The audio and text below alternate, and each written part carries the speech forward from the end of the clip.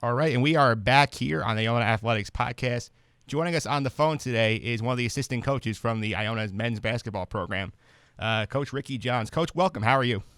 I'm doing great. Thanks for having me.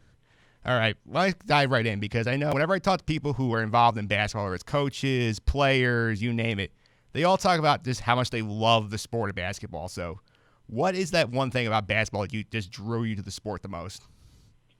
The thing that I love about the sport, man, is just being able to compete. I think the preparation, being on this side now, and as a past player, and just the preparation that goes behind the game, day-to-day work and the grind to be able to, perfect the craft and perfect, things that you can control on a daily basis.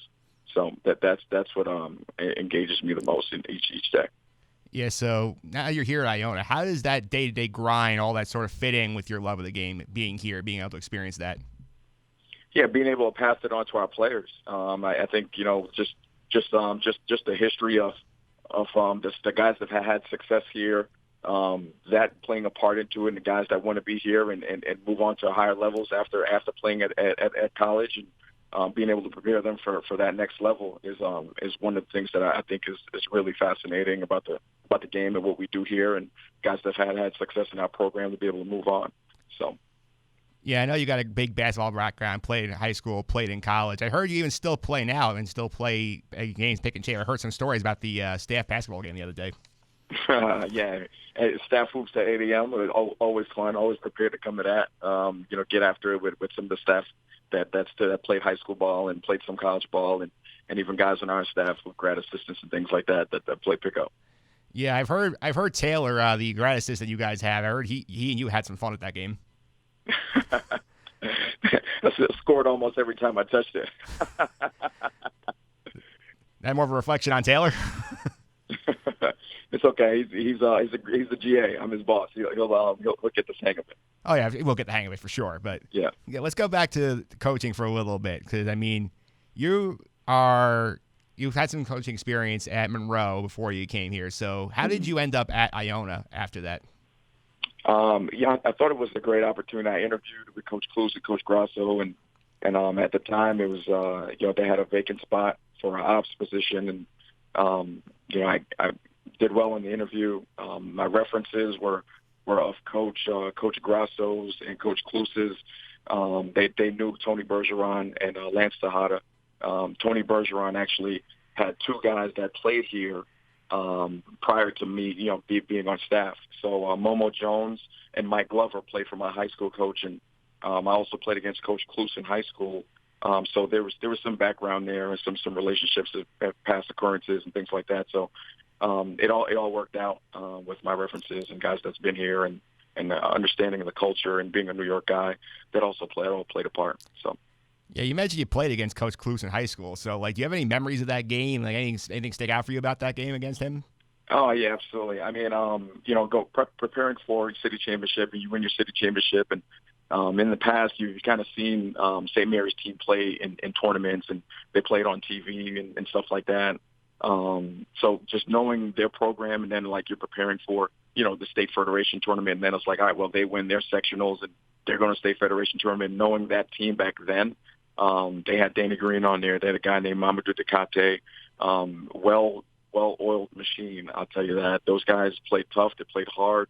They were physical, but they executed at a high level, knowing basketball back then and having coaches that really understood the game and helped us prepare, knew, hey, we're going to have a tough task going to State Federation tournament. And, they beat us in the State Federation tournament game.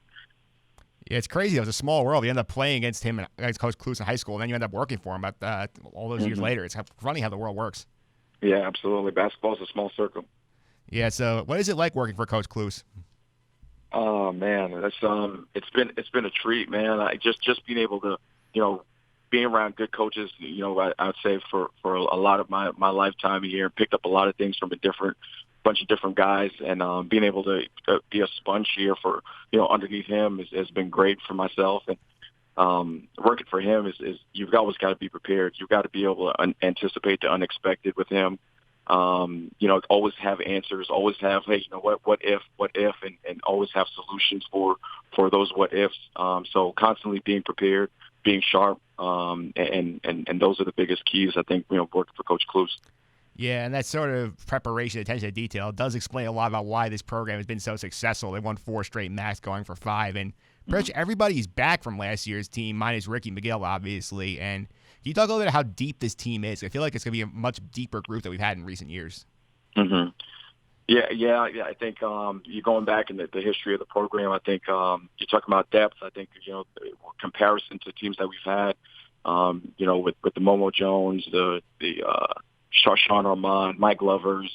I think this team stacks up equally with some of those teams. Obviously, we've got a lot to prove, and I think that's one thing that the guys that are in our program year to year, they have a chip on their shoulder because they know that the success and the work that was put before them, and they want to come in here and leave a name for themselves and kind of leave their mark on the program. They don't want to be the team that doesn't win a championship while they're here.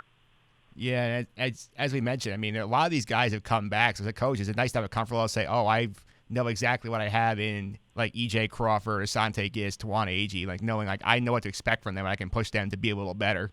Mm-hmm. All right, and my last one for you is this. I mean, like, you guys are going to get to play at the newly renovated Heinz Athletic Center this year. We saw the exhibition games. The first home game is on Wednesday the 13th against Ohio. How excited are the guys to be able to play in this gym right now in the new look facility? Yeah, excited to be back home. Played the exhibition game, but it wasn't a real game per se, and guys are super excited to be back. We lost a tough one on the road in LaSalle. A very winnable game and some mistakes on our end and not take care of the ball and just rhythm and flow. So we're excited to be back home for a home crowd and looking for Gael Nation to come out. And so excited for that. All right, Coach. Thanks for all the time. I really appreciate it. And best of luck this season. Yeah, thanks. Appreciate it.